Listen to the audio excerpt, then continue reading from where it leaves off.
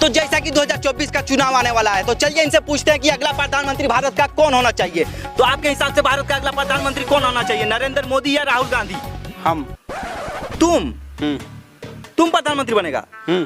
अच्छा, मान लो तुमको एक दिन के लिए देश का प्रधानमंत्री बना दिया गया, तो तुम देश के लिए क्या करेगा? हम चाइना में मिसाइल छोड़ देंगे।